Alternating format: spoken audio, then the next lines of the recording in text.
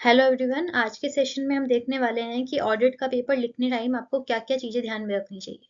तो सबसे पहले तो स्टूडेंट्स आपको क्वेश्चन की कैटेगरी समझनी पड़ेगी कि किस कैटेगरी का क्वेश्चन है। अब देखिए, पहला जो है ना डायरेक्ट कैटेगरी होती है वो होती है नॉलेज बेस्ड, यानी डायरेक्ट क्वेश्चन। उसमें डायरेक्ट आपको क्वेश्चन दे देंगे और उसके ऊपर 4 या 5 पॉइंट जैसे ऑब्जेक्टिव्स पूछ लिए, है ना, एडवांटेजेस पूछ लिए, डिसएडवांटेजेस पूछ लिए। तो इसमें आपको जिस उस क्वेश्चन के जितने मार्क्स एलोकेट किए हुए हैं उस अकॉर्डिंग आपको नंबर ऑफ पॉइंट्स में आपको आंसर देना रहेगा। तो ये तो हो गया direct knowledge based question. Second question रहते हैं स्टूडेंट्स एप्लीकेशन और एनालिसिस बेस्ड।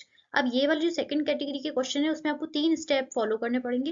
पहला है facts of the case, very very important. इसके लिए आपको स्टूडेंट्स क्वेश्चन बिल्कुल ध्यान से पढ़ना पड़ेगा कि मेन, जैसे बोलते हैं ना, identify the problem asked in the question, यानी प्रॉब्लम क्या पूछी गई है। क्योंकि कई बार वो उलझाने के लिए 3-4 पॉइंट दे देते हैं, लेकिन जो आंसर देना होता है वो किसी पर्टिकुलर 1 या 2 पॉइंट्स पे ही होता है। तो फैक्ट्स वो रहेंगे कि किस प्रॉब्लम को क्वेश्चन में हाईलाइट किया गया है वो आप लिखिए कि इस पॉइंट से रिलेटेड है ये क्वेश्चन। सेकंड अपना आएगा प्रोविजन, यानी क्या स्टैंडर्ड्स ऑन ऑडिटिंग के ऊपर है, क्या कुछ कंपनीज एक्ट का कोई सेक्शन के बारे में बात की गई है। अगर कुछ अकाउंटिंग स्टैंडर्ड की बात है तो वो, अगर कोई कारों का क्लॉज है तो वो आपको देखना रहेगा कि प्रोविजन क्या है एप्लीकेबल इसमें। लास्ट आपको कंक्लूड करना रहेगा, ये बिल्कुल मस्ट है, कंक्लूजन आपको देना बिल्कुल जरूरी है। अब देखिए स्टूडेंट, इसमें मैंने एस्ट्रिक लगा रखा है, इसका मतलब ये कि कंक्लूजन आपने दे दिया कि हाँ, अगर पूछा गया है कि आपका ओपिनियन क्या होना चाहिए, क्वालिफाइड होना चाहिए या फिर इसकी रिपोर्टिंग होनी है नहीं होनी है। अगर कुछ भी है, आपको डायरेक्ट नहीं लिखना है कि हाँ होनी चाहिए हाँ नहीं होनी चाहिए। इसके साथ स्टूडेंट्स आपको कंक्लूजन के साथ इंटरलिंकिंग करना बहुत जरूरी है। आपको लिंक करना है इसको क्वेश्चन पूछा गया है उससे, कि क्या क्वेश्चन में पूछा गया था, भाई क्वेश्चन में ये दिया गया था, लास्ट में आपको उसको सम अप करना है by the interlinking of the question. उसके बाद आपको कंक्लूड करना है। अब देखिए, इसको डिटेल में समझने के लिए मैंने एक क्वेश्चन डाला है। तो देखिए, आरटीबी के जनवरी 25 का एक क्वेश्चन है। CA Ripon completed the audit of a listed company and the audit report was issued on 17th of July 2024. However, he had not properly organized the audit working paper. तो इतना तो समझ में आ गया, ये ऑडिट डॉक्यूमेंटेशन से related है कि ऑडिट कंप्लीट हो चुकी है, ऑडिट रिपोर्ट इशू हो चुकी है 17 जुलाई को, लेकिन जो ऑडिटर है सीए रिपोन, उसने अभी तक प्रॉपरली ऑडिट डॉक्यूमेंटेशन ऑर्गेनाइज नहीं किए हैं, including the records of discussion with the management, audit procedures perform, यानी जो भी उसके ऑडिट की वर्किंग थी उसके रिकॉर्ड में उसने कुछ भी वर्किंग प्रॉपरली अभी ऑर्गेनाइज नहीं की है। अब इसमें बताया गया मोर देन 6 मंथ, यानी 6 महीने से ज्यादा हो चुका है, किससे, ऑडिट रिपोर्ट इशू करने के बाद से 6 महीने हो चुके हैं। अब उसने सीए रिपुन को एक लेटर रिसीव होता है from the regulator in connection with the audit of the company. अब वो उससे रिक्वेस्ट कर रहे हैं कि आपकी जितनी भी ऑडिट की वर्किंग पेपर थी, जिसको ऑडिट फाइल कहते हैं, तो वो आप शेयर कीजिए। अब उसने तैयार तो किए नहीं थे, हमने सेकंड लाइन में देख लिया था कि उसने ऑर्गेनाइज नहीं किए हैं। तो इन हरी CA Ripun quickly assembled the audit file, adding some working paper, though thought were necessary, उसको जो भी उस टाइम जरूरी लगे उसने वो सारे ऐड किए। अब प्रेजेंट की बात हो रही है students, but he used the current date on the newly added documents. He then sent the audit file to the regulators. अब इसमें क्या प्रॉब्लम पूछी गई है कि, और जो भी इसने ऑडिट की वर्किंग की थी उसके लिए उसने ऑडिट रिपोर्ट इशू कर दी थी, लेकिन उसके बाद भी उसने 6 महीने तक भी उसने उसको प्रॉपरली ऑर्गेनाइज नहीं किया था, असेंबली नहीं की थी। और असेंबली तो नहीं की थी, उसके साथ के साथ उसने क्या किया था, कुछ जो ऑडिट डॉक्यूमेंटेशन जो टाइमली बेसिस पे ड्यूरिंग दी ऑडिट, यानी ऑडिट के साथ साथ ऑडिट रिपोर्ट के पहले ही हो जाना चाहिए था, उसने वो ऑडिट इशू करने के बाद जब उसके पास इंक्वायरी आई तब जाके उसने उसकी करंट डेट डाल के कुछ ऑडिट डॉक्यूमेंटेशन के पेपर और भी उसने बाद में जोड़े हैं। स्टूडेंट्स, सिर्फ दो बातें हो रही है, ऑडिट डॉक्यूमेंटेशन की भी बात हो रही है, वो भी उसने करंट डेट में कर लिया, और असेंबली तो उसने वैसे भी नहीं की थी। तो अब इसमें देखिए, discuss the issue involve to the audit documentation, इसमें दो चीजें हैं, ऑडिट डॉक्यूमेंटेशन के रिस्पेक्ट में भी आपको आंसर करना है, असेंबली के रिस्पेक्ट में भी आपको आंसर करना है, यानी फैक्ट्स ऑफ द केसेस में दो बातें आ गई, ऑडिट डॉक्यूमेंटेशन की भी आएगी और असेंबली की भी बात आएगी। अब देखिए इसका आंसर कैसे आरटीपी में दिया गया है।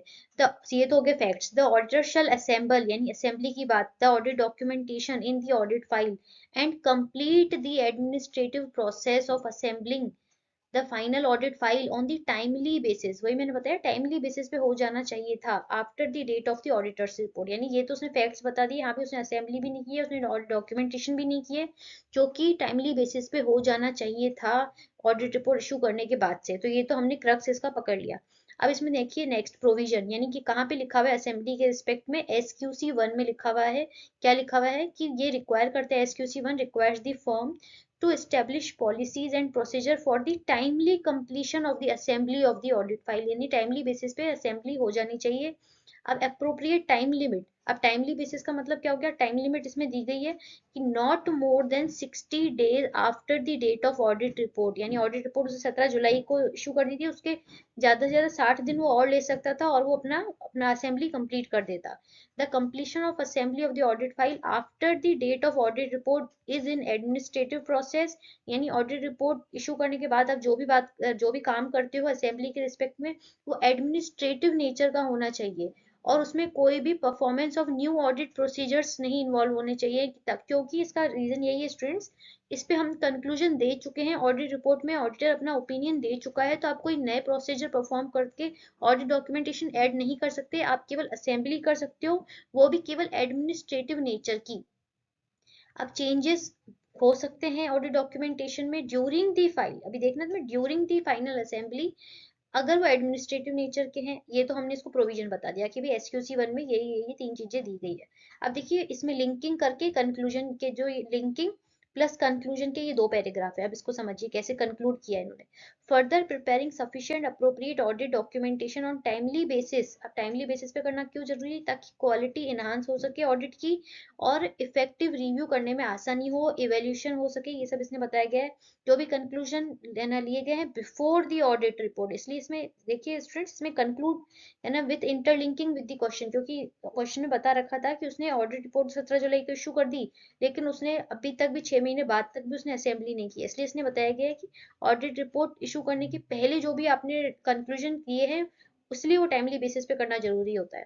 Documentation prepared after the date of, देखो स्टूडेंट्स इसने दोनों पॉइंट कवर किए हैं, बिफोर करना प्रॉपर है और आफ्टर अगर आप करते हो तो वो क्या होगा, लेस एक्यूरेट माना जाएगा। तो ये पैराग्राफ लिंकिंग इंटरलिंकिंग का पैराग्राफ हो गया मोस्ट इंपॉर्टेंट। अब देखिए लास्ट में इसने कंक्लूड कर दिया, in the given case even after passage of more than 6 month, 6 महीने हो चुके हैं उसके बाद भी सीए रिपोर्ट ने अभी तक असेंबल नहीं की है ऑडिट फाइल, बिसाइड्स इसके अलावा भी he has put some papers with the current, दोनों पॉइंट्स पकड़ने थे स्टूडेंट्स, ये बहुत इंपॉर्टेंट है। असेंबली भी नहीं की प्लस उसने करंट डेट में भी कुछ ऑडिट डॉक्यूमेंटेशन कर दिया which is not permissible at all, दोनों चीजों का आंसर देना है आपको। It shows that part of audit documentation has been prepared afterwards the putting a question mark on the quality of audit, तो इसमें आपको डिस्कस करने के लिए दिया गया था, कुछ डायरेक्ट कंक्लूड इस अकॉर्डिंग, इसलिए इसने डिस्कस किया है कि हमें टाइमली बेसिस पे करना चाहिए, मतलब SQC 1 के हिसाब से टाइमली बेसिस पे होना चाहिए, और जो असेंबली होती है उसमें जो बाद में होता है ऑडिट रिपोर्ट के जो भी काम होता है वो एडमिनिस्ट्रेटिव नेचर का होना चाहिए, केवल वही कर सकते हैं। और इसके अलावा एक बार आपकी ऑडिट रिपोर्ट इशू हो गई उसके बाद आप कुछ भी नए ऑडिट डॉक्यूमेंटेशन नहीं ऐड कर सकते, इसका रीजन ये होता है कि आप ऑडिट रिपोर्ट में अपना ओपिनियन दे चुके हैं, तो बस वही फाइनलाइज हो गया, इसके बाद आप जो भी काम करेंगे एडमिनिस्ट्रेटिव नेचर का ही करेंगे। तो इसमें 2 पॉइंट्स कवर करने थे स्टूडेंट्स की ऑडिट डॉक्यूमेंटेशन टाइमली बेसिस पे करना होता है, और जो असेंबली के लिए जो टाइम दिया गया है वो SQC 1 में दिया गया है, वो भी मैक्सिमम इन्होंने ऑडिट रिपोर्ट इशू करने के 60 दिन तक का टाइम दिया है, उसके बाद नहीं। तो इसलिए इस जो सीए रिपोर्ट ने दोनों ही जगह गलती कर दी, उसने ऑडिट डॉक्यूमेंटेशन भी लास्ट टाइम पे किया जब उसके पास इंक्वायरी आई, और उसने असेंबली भी प्रॉपरली टाइम पे नहीं की थी। तो इस तरीके से आपको अपना आंसर राइट करना होता है स्टूडेंट्स। और इसके अलावा आपको अगर वो देखना है केस सिनेरियो में, आपको जो क्वेश्चन पढ़ोगे तो केस सिनेरियो में आपको ये चीज ध्यान रखनी है कि जो भी इसमें क्वेश्चन में इनकरेक्ट पूछा है कि करेक्ट टिक करने के लिए बोला है, इनकरेक्ट क्वेश्चन टिक करना है कि करेक्ट टिक करना है, तो ये आपको ढंग से पढ़ना है, उसके बाद ही आपको आगे आंसर करना है। Thank you.